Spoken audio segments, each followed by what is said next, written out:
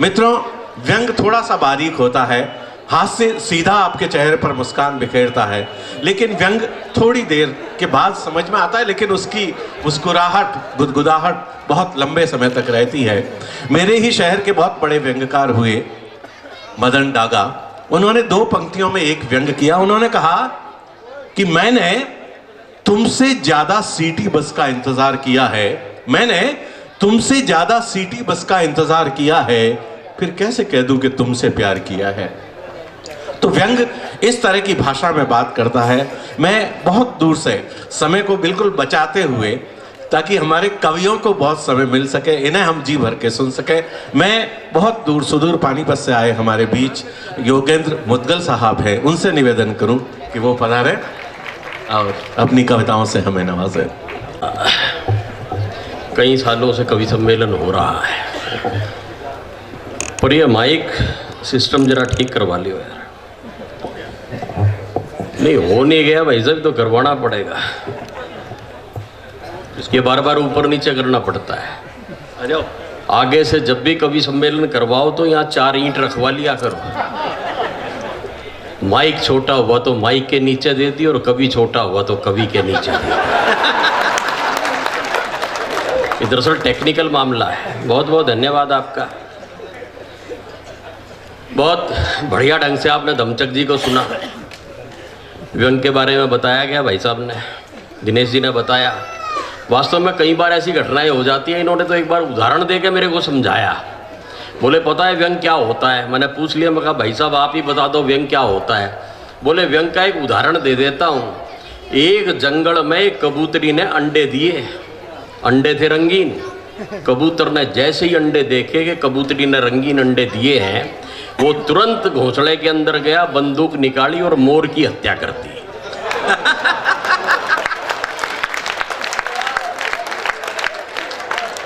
अब ये मेरे से कहने लगे, नुको समझ में आया? मैंने कहा जी बिल्कुल आ गया। नुको क्या आया?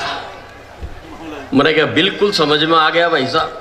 दिनेश जी मेरी समझ में तो ये आया कि अगर आपके घर में कोई गंजा बच्चा पैदा हो गया तो गोली तो संपत जी का लगेगी। व्यंग को समझना पड़ता है साहब। व्यंग ऐसी है। खैर मैं 4 पंक्तियां एक गजल के 1-2 शेर पढ़ता हूं, देखिएगा। कि नित नए चेहरे पहन जो लोग इतराते रहे, नित नए चेहरे पहन जो लोग इतराते रहे, मंच के संचालकों को लोग वे भाते रहे, और मेमनों की भेंट देकर भेड़िए भी भेंट में, मेमनों की भेंट देकर भेड़िए भी भेंट में, पद्म भूषण पद्मश्री वनराज से पाते रहे। मेमनों की भेंट देकर भेड़िए भी भेंट में, पद्म भूषण पद्मश्री वनराज से पाते रहे। और एक ऐसा हादसा कल फिर शहर में हो गया, कत्ल करके लोग ईश्वर के भजन गाते रहे। एक ऐसा हादसा कल फिर शहर में हो गया, कत्ल करके लोग ईश्वर के भजन गाते रहे। और भाइयों में भूख पर लंबी बहस होती रही, भाइयों में भूख पर लंबी बहस होती रही, खून अपना बेच अब्बू रोटियां लाते रहे। बहुत सारी स्थितियां हैं साहब। बताया हरियाणा से आया हूँ, वास्तव में आया हूँ, इसमें कोई शक वाली बात भी नहीं है। हमारे यहाँ क्या है साहब, हास्य तो कदम कदम पे बिखरा पड़ा है, और शायद हो सकता है इसीलिए हरियाणा से बुलाया जाता हो।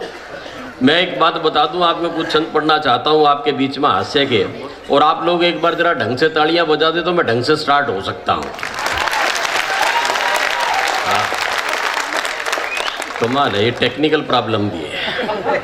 खैर एक आध हास्य का छंद पढ़ता हूं, देखिएगा। कि मौलड़, अच्छा एक बात आपको मैं बता दूं कि हमारे यहाँ हरियाणा में 2 कैरेक्टर विशेष पाए जाते हैं। एक तो मोलड़ कहा जाता है हमारे यहाँ आप जैसे मदमस्त युवाओं को, और एक ताऊ कहा जाता है जजमेंट के प्रतीक को, एकदम बड़े व्यक्ति को। बस ये 2 कैरेक्टर ध्यान में रख लीजिए, आपको सारे के सारे छंद बिल्कुल समझ में आते रहेंगे, बड़ा आनंद आएगा। और मोलड़ की एक डेफिनेशन समझा देता हूँ। वो मोलड़ चला गया हलवाई की दुकान पे, गरम गरम जलेबियाँ बन रही थी। उसने देखा भाई गरम गरम जलेबियाँ बन रही है, तो मोलड़ बोला भाई लाला तोल दे 1 किलो। लाला ने तोल दी, मोलड़ ने खा ली, खा के खड़ा हो गया। तो लाला बोला अरे पैसे? मोलड़ बोला पैसे तो है नहीं। लाला को बहुत गुस्सा आया, नीचे उतरा, गुद्दी ते पकड़ा, दो मारे ऊपर, दो मारे नीचे, और टंगड़ी मार के नीचे गिर दिया। मोलड़ 5 मिनट तक निश्चेष्ट धरती पे पड़ा रहा। 5 मिनट के बाद खड़ा हुआ और कपड़े कुपड़े झाड़ के फिर काउंटर के आगे जाके खड़ा हो गया। तो लाला बोला, रे अब क्या है? मोलड़ बोला, लाला इसी रेट में 2 किलो और तोल दे। के मोलड़ रंगीन गया घूमने को चीन देश, चीनी एक सुंदरी से शादी वहीं कर ली। एक जाल मौज मारी, राम ने सुहाई को नी, चीनी बहू एक दिन अचानक ही मर ली। तो छोरे ने दहाड़े मारी, देख बोला ताऊ छोरे, रोना धोना छोड़ या तो जगत की लीक से। चाइनीज माल की गारंटी नहीं होती बेटे, जितना भी चल जावे उतना है ठीक से। बहुत सारी स्थितियां ऐसा, देश पता नहीं किन विडंबनाओं से, किन विद्रूपताओं से और किन विसंगतियों से जूझ रहा है। मेरे को तो ध्यान में वो बाबा रामदेव के पास चली गई मल्लिका शेरावत, जानते ही होंगे, अपने तो हरियाणा की, मैं तो इसलिए जानता हूँ। मल्लिका चली गई साहब, बोली बाबा आपने तो बहुत कुछ बनाना शुरू कर दिया, पता नहीं क्या क्या, कितने प्रोडक्ट, 450 के करीब प्रोडक्ट बना रहे हो आप, तो ब्यूटी प्रोडक्ट्स भी बना रहे हो आप, ये बताओ जब मैं नहाऊं तो क्या लगाऊं? बाबा बोले बेटी ऐसा है, जब तू नहावे तो बस कुंडी लगा लिया कर।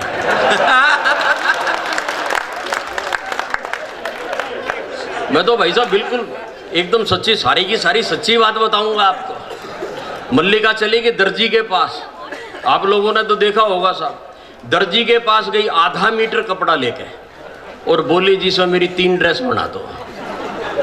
अब दर्जी ने पहले मल्लिका को देखा, फिर कपड़े को नापा और बोला बहन जी ये बताओ इसमें जो कपड़ा बचेगा उसका क्या बनाना है? पता नहीं हम किन विडंबनाओं में जी रहे हैं। मैं एक व्यंग आप तक पहुंचाता हूं, देखिएगा कि मल्लिका शेरावत को जूसर घुमाते देख, नौकर बोला मैडम आप ये क्या घुमा रही हो? जूस की जरूरत हो तो मुझको आदेश करो, आप भला खुद ही क्यों जूस बना रही हो? तो मल्लिका तू नक्के बोली, हट मुँह बेवकूफ, तेरे जैसा नौकर पाके भाग्य खो रही हूं मैं। दिखता नहीं क्या तुझे हो गया है सूरदास, जूसर में चोली लहंगे को धो रही हूं मैं। दिखता नहीं क्या तुझे। मित्रों बहुत सारी स्थितियां हैं। नेताओं के बारे में बात की, नेताओं के बारे में बता रहे थे धमचक दी। मैंने तो एक नेता मेरे से किसी ने पूछ लिया कि बताओ नेता और आदमी में क्या फर्क है। मैंने उसको एक पंक्ति में उत्तर दिया कि आदमी यदि कोशिश करे, प्रयास करे तो वो नेता बन सकता है, लेकिन नेता लाख प्रयास कर ले, लाख कोशिश कर ले, साला आदमी नहीं बन सकता।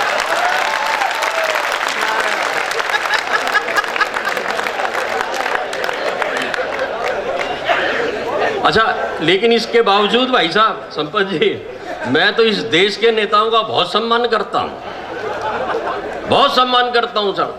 वो दरअसल है क्या कि आप लोगों ने तो पता होगा, आप लोग तो बिल्कुल ग्लोबल पूरे विश्व के साथ जुड़े हुए हैं। पूरे विश्व के अंदर मंदी का दौर आया, इतनी मंदी का दौर आया, हर चीज के रेट घटे, प्रॉपर्टी के रेट गिर गए, सोने के रेट गिर गए, और पता नहीं कहाँ कहाँ के किस किस के रेट गिर गए। लेकिन इन नेताओं के रेट बिल्कुल नहीं गिरे। ये साले पहले भी 2 कौड़ी के थे और आज भी 2 कौड़ी के।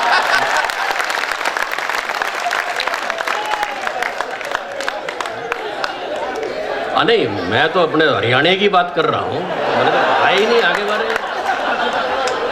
दरअसल स्थितियाँ ही ऐसी हैं। अब क्या है कि अपना कोई बात नहीं, गाइडेंस मिलती रहती है। मैं 4 पंक्तियाँ नेताजी आदरणीय आपको ही समर्पित करता हूँ। मेरे को नहीं पता, पूरे देश के नेता एक जैसे। कि नेताजी की पत्नी को डॉक्टर ने चेक किया, नेताजी की पत्नी को डॉक्टर ने चेक किया और ये बताया इन्हें दिन चढ़ने लगे। आंगन में जल्दी ही खेलेगा एक नौनिहाल, सुन नेताजी के गाल पीले पड़ने लगे। तो पत्रकारों ने ये भाव देख पूछ लिया, सर खुशी की इस बात पे क्यों आप सड़ने लगे? नेता माथा ठोक बोले, क्या जमाना आ गया है, घर में भी यार फर्जी वोट पड़ने लगे।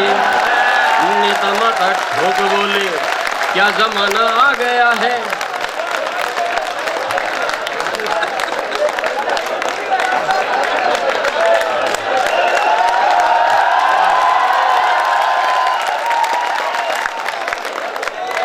नहीं मतलब ये जालौर की बात थी क्या? खैर आप लोग बड़े आनंद के साथ हंस रहे हैं साहब। देखिए हंसना वास्तव में, हंसने के लिए भाई साहब दिमाग नहीं चाहिए, दिल चाहिए।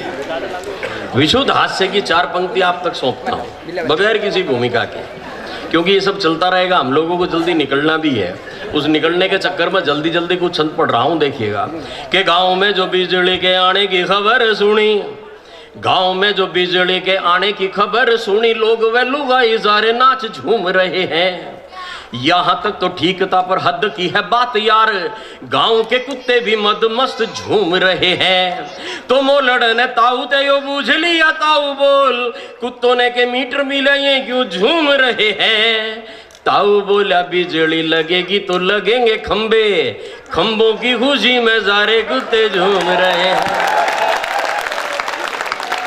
बहुत सारी स्थितियां रहती है साहब, बहुत सारी विद्रूपताएं। मैं तो क्या कहूँ, पूरा देश इन विडंबनाओं से भरा पड़ा। हम लोगों ने तो घर में टेलीविजन रख लिया, टेलीविजन जैसा महागुरु एकता कपूर, टेलीविजन जैसा महागुरु जिसके रहते हुए हमें किसी चीज की आवश्यकता नहीं। टेलीविजन से एक उपजी विसंगति आप तक पहुंचाता हूँ कि ताऊ बोला जी कर ऐसे ऐसा वरदान मिल जाए, ताऊ बोला जी कर ऐसे ऐसा वरदान मिल जाए, नाक ने बढ़ा के गणपति बन जाऊं मैं। ताऊ बोला जी कर ऐसे ऐसा वरदान मिल जाए, नाक ने बढ़ा के गणपति बन जाऊं मैं। तेरे पे पूजा कराऊं, दीवा बाती भी लुआऊं, रोज ताजे ताजे मीठे मीठे लाडू खाऊं मैं। तो ताई बोली हाथ जोड़ गणपति बन जे तो हो जू मैं निहाल अर शुकर बनाऊं मैं। हर साल यमुना में कर के विसर्जन तेरा, अपने लिए नवा गणपति ले गया हूं मैं। हर साल यमुना में कर के विसर्जन तेरा। बहुत सारी स्थितियां हैं साहब हमारे यहाँ। तो क्या है, मैंने बताया था हाथ से तो बिखर ही पड़ा है, इतना बिखरा पड़ा है, अपन कहाँ कहाँ से समेटे। मेरे को एक छंद और बगैर किसी भूमिका के मैं छंद इसलिए पढ़ रहा हूँ कि साहब मेरे वही स्थिति रहेगी कि मोलड़ ने पीछे पीछे देख के न्यू छोरी बोली, मोलड़ ने पीछे पीछे देख के न्यू छोरी बोली, पर हट बार बार पीछे पीछे आवे से। मोलड़ ने पीछे पीछे देख के न्यू छोरी बोली, पर हट बार बार पीछे पीछे आवे से।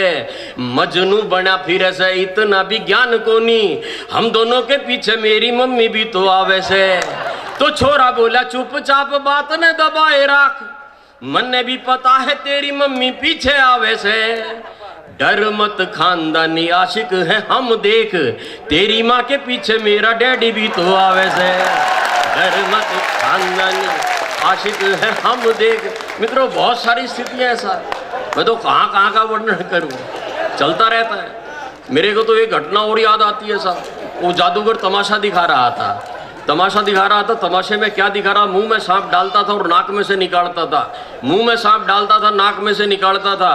तो वहीं पर दिनेश जी खड़े थे। मैंने कहा दिनेश जी देखो क्या कमाल दिखा रहा है जादूगर, मुंह में सांप डालता और नाक में से निकालता है। दिनेश जी बोले इसमें जादूगर का क्या कमाल है, कमाल तो सांप का है जो सा अंधेरे में भी रास्ता ढूंढ लेता है। वहीं धमचक जी खड़े थे। मैंने कहा दादा आप कुछ नहीं बोले, बिल्कुल चुपचाप खड़े हो। बोले यार मैं चुप नहीं खड़ा, मैं तो ये सोच रहा हूं अगर सांप किसी दिन रास्ता भूल गया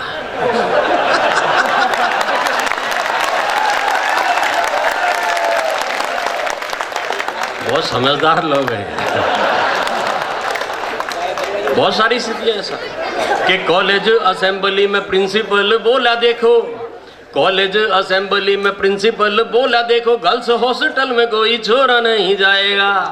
अगर कोई छोरा रंगे हाथ पकड़ा गया तो कैश फाइन देगा या बहुत मार खाएगा। और दंड का विधान ये कि पहली बार फाइन 200, दूसरी बार 600, तीजे 800 चुकाएगा। तो मोलड़ सा छोरा एक बोला ये बताओ सर मंथली पास कितने में बढ़ जाएगा। तो मोलड़ सा छोरा एक, बहुत सारी स्थितियां ऐसा। एक व्यंग के साथ आपको जोड़ता हूँ। हम लोग पता नहीं कहाँ तक पहुँचे, कहाँ तक क्या पहुँचे, कहीं ना कहीं तक तो पहुँचना ही है। मेरे को तो क्या था, पिछले दिनों आप लोगों ने समाचारों में पढ़ा होगा, देखा भी होगा टीवी पे, बराक ओबामा ने ओसामा बिन लादेन मरवा दिया पाकिस्तान में ढूंढ के। साहब मेरी समझ में ये नहीं आया कि बराक ओबामा को ये कैसे पता लगा कि ओसामा बिन लादेन पाकिस्तान के फैसलाबाद के एबटाबाद में मकान नंबर 13/21 में रहता है। मेरी समझ में नहीं आया। अब सब अपने तो हरियाणा के ज़्यादा दिमाग लगाते नहीं है। तो मैंने दिनेश जी को फ़ोन किया, मगर दिनेश जी मेरी समझ में नहीं आया कि इसको पता कैसे लगा एड्रेस का। दिनेश जी बहुत इंटेलिजेंट, तो इन्होंने मेरे को बताया कि भैया ऐसा है कि अमेरिका के पास एक ऐसा सैटेलाइट है, एक ऐसा यंत्र है कि वो वहीं पे बैठे बैठे ये देख लेता है कि कहाँ पर कौन आदमी क्या कर रहा है। मैं तो ईमानदारी से बताऊं साहब, मैं तो उस दिन से नहाया नहीं। अपनी इज्जत अपने हाथ ही है। काम का मैं नहाने के लिए घुसू बाथरूम में और सारा सैटेलाइट अमेरिका का वहीं सेट हो गया, तो बड़ा घपला रहता है।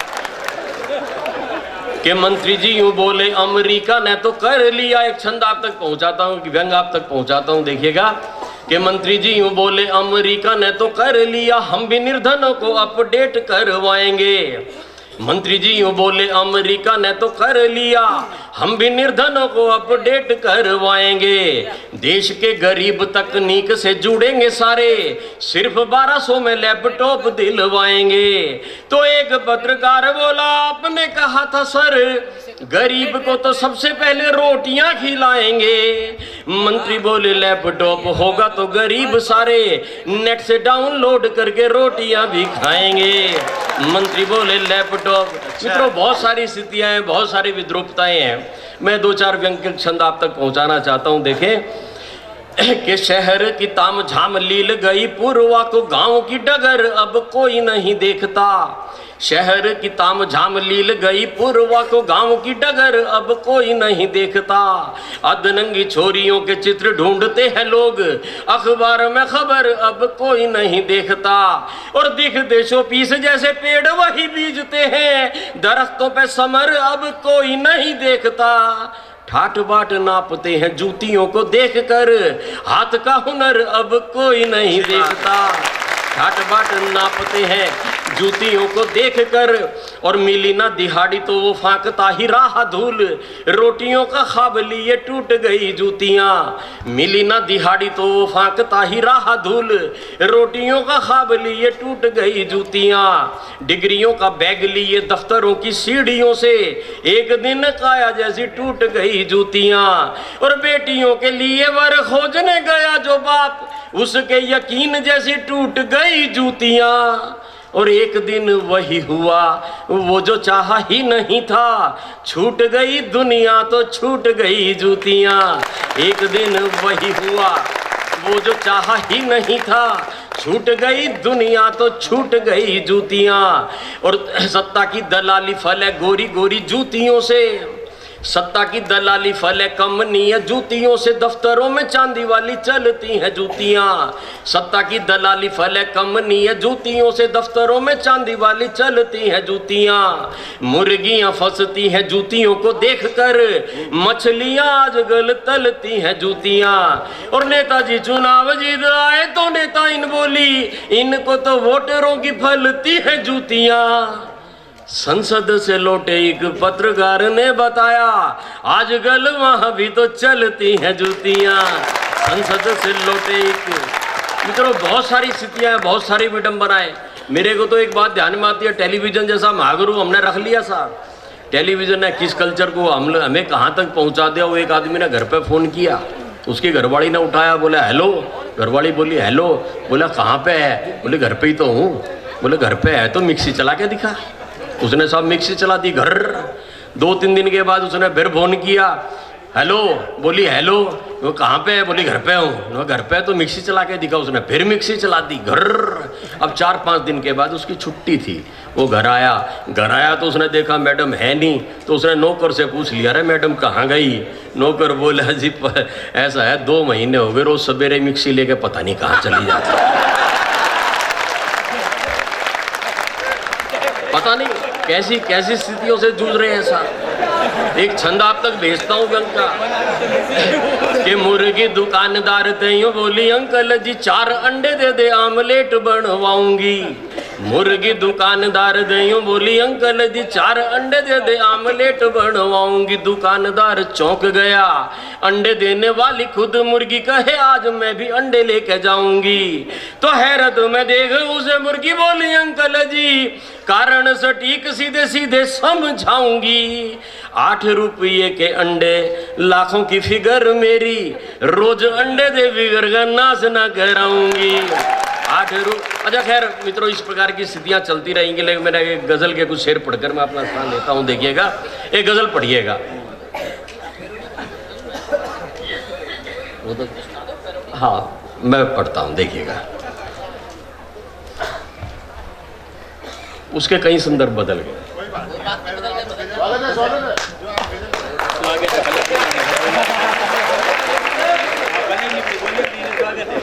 हाँ सुनिएगा, देखिए। दरअसल है क्या, हम लोग जिन विडंबनाओं से जूझ रहे हैं, बहुत सारी समस्याएं हैं सर, महंगाई आप लोग देख ही रहे हैं। एक गजल के कुछ शेर पढ़ता हूँ, क्योंकि भले ही जितना मर्जी जितना वेतन आयोग जितने मर्जी वेतन आयोग बैठ जाएं, जितना मर्जी इस देश में विकास हो, लेकिन कुछ विडंबनाएं ऐसी है कि जो कभी समाप्त हो ही नहीं सकती। देखिएगा कि बढ़ रही महंगाई हमको आजमाने के लिए, बढ़ रही महंगाई हमको आजमाने के लिए, और हम जिंदा हैं केवल बिल बिलाने के लिए। आदरणीय, बढ़ रही महंगाई हमको आजमाने के लिए, और हम जिंदा हैं केवल बिल बिलाने के लिए, और बेकसी बढ़ती रही गर दाने दाने के लिए, बेकसी बढ़ती रही गर दाने दाने के लिए, तन पड़ेगा झोंकना चूल्हा जलाने के लिए। बेकसी बढ़ती रही गर दाने दाने के लिए, तन पड़ेगा झोंकना चूल्हा जलाने के लिए। और शेर को महसूस कीजिएगा कि कितनी ऊंची कूद मारी इस उड़द की दाल ने, कितनी ऊंची कूद मारी इस उड़द की दाल ने, लोन अब लेना पड़ेगा दाल खाने के लिए। कितनी ऊंची कूद मारी इस उड़द की दाल ने, लोन अब लेना पड़ेगा दाल खाने के लिए। और सोचता हूँ वो ज़माना खूब था हम पढ़ लिए, दिन में तारे दिख गए बच्चे पढ़ाने के लिए। सोचता हूँ वो ज़माना, और नौकरी जब ना मिली तो उसने किडनी बेच दी। नौकरी जब ना मिली तो उसने किडनी बेच दी, 2 निवाले भूखे बच्चों को खिलाने के लिए। नौकरी जब ना मिली तो उसने किडनी बेच दी, 2 निवाले भूखे बच्चों को खिलाने के लिए। और दिनेश जी एक शेर हुआ इसमें, स्वागत है, बाकी तो मैंने जो किया सो किया, एक शेर हो गया, वो शेर आप तक पहुंचाता हूं कि एक चटाई एक धोती एक छप्पर ही घड़ा। दादा अच्छा है, एक चटाई एक धोती एक छप्पर ही घड़ा, एक चटाई एक धोती एक छप्पर ही घड़ा, उम्र सारी कट गई इनको बचाने के लिए। एक चटाई एक धोती एक छप्पर ही घड़ा, उम्र सारी कट गई इनको बचाने के लिए। और एक शेर को और महसूस कीजिएगा कि तन पे है बनियान चड्ढी, दोनों के पर फर्क है।